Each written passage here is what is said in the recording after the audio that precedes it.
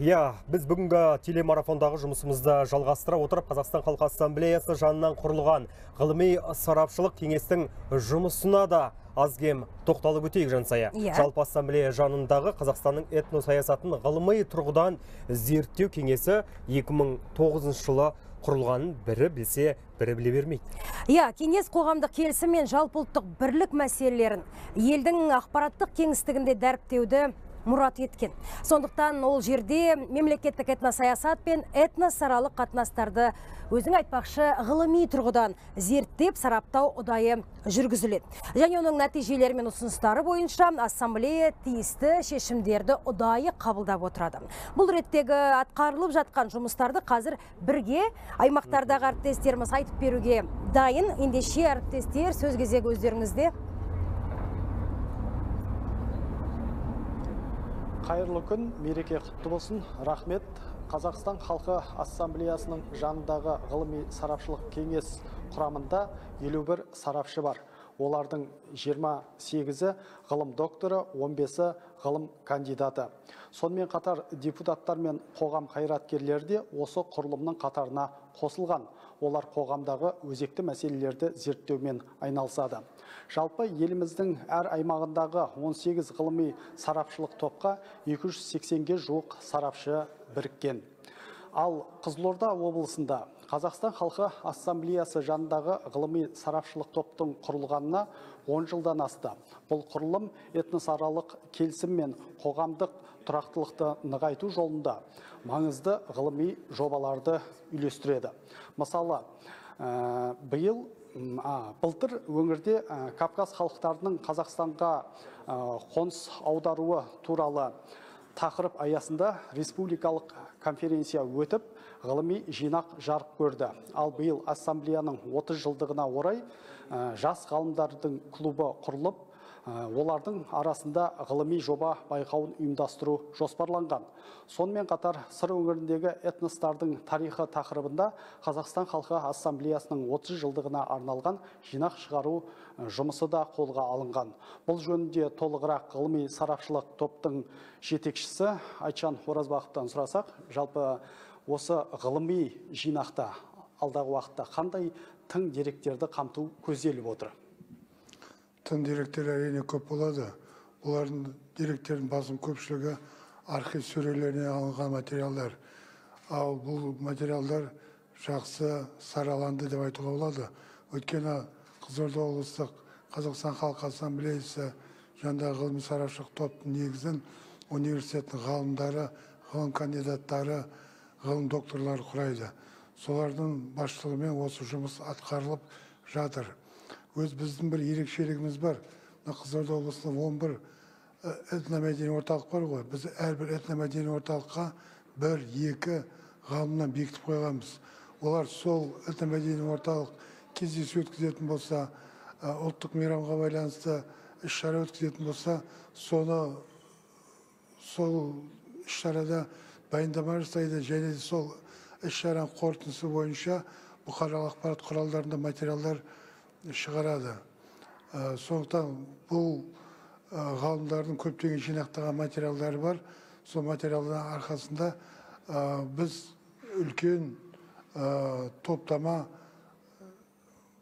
еңбектерімізді шығарғалы отырмыз. Бұның бір рахмет. Ал енді айтатыны бар, тағы бар. Бір ғана мысал, Кәріс ұлты туралы көп жазылған ғой.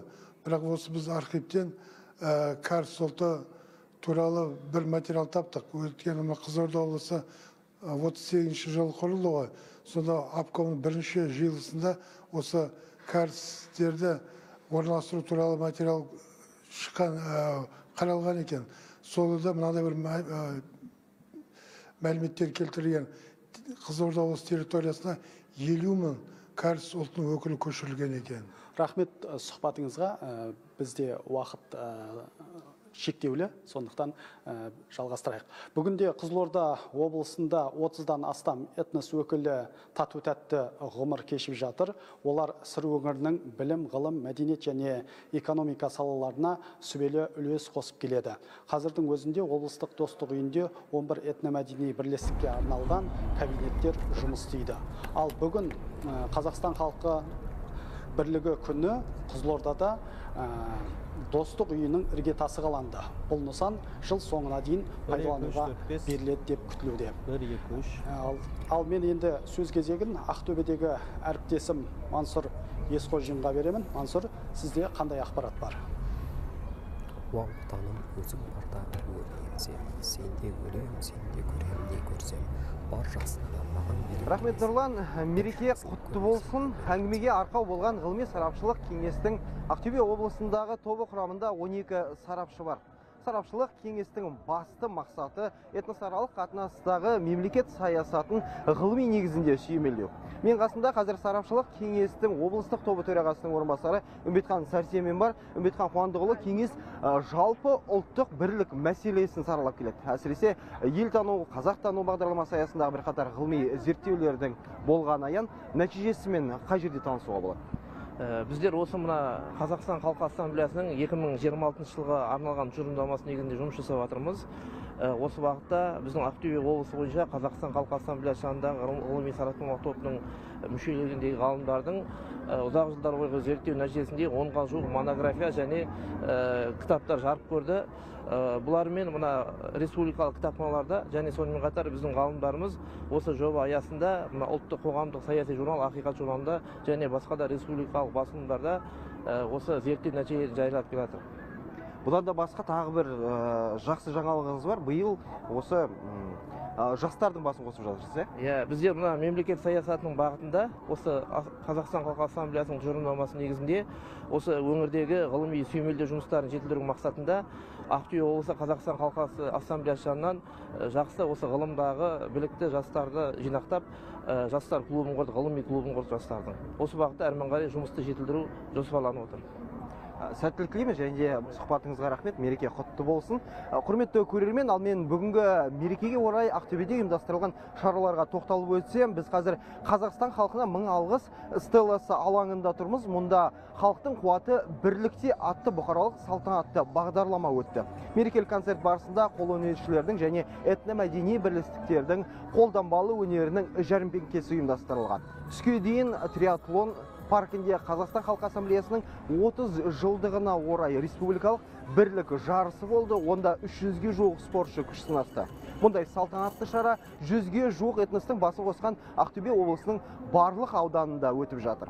Әзірге менде бар ақпарат осы. Азамат.